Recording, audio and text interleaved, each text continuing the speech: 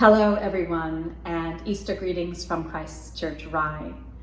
Today is Saturday, April 18th, and I'm in the kitchen in front of our coffee cart, partly because my family and I have spent the day cleaning over at the rectory, so I'm a mess and the kitchen feels like where I belong, and because I'm thinking about coffee hour and whether we might want to try a Zoom virtual coffee hour just to see each other's faces and say hi.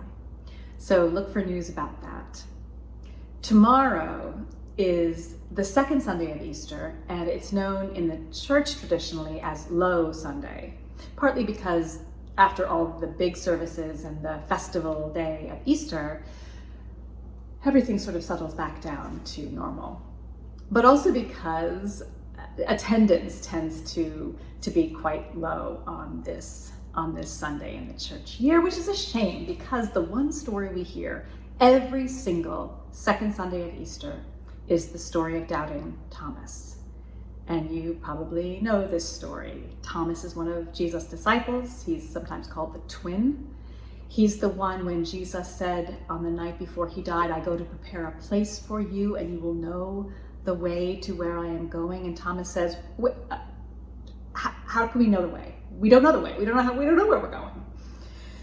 The story we hear tomorrow is about one of Jesus' resurrection appearances, when Jesus steps into the assembly of the disciples and Thomas is not there.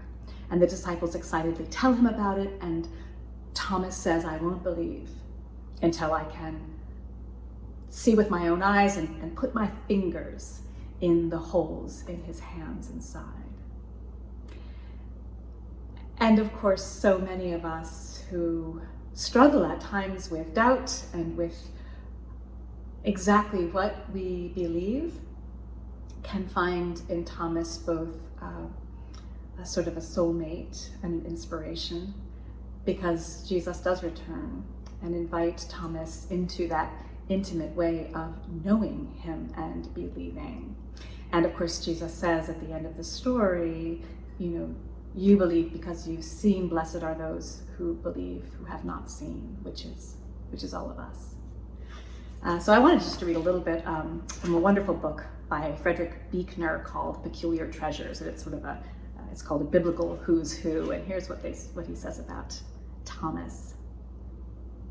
Even though Jesus said the greater blessing is for those who can believe without seeing, it's hard to imagine that there's a believer anywhere who wouldn't have traded places with Thomas given the chance, and seen that face, and heard that voice, and touched those ruined hands. Mary's preaching tomorrow, so I hope you will tune in. Thanks for watching, and God bless you.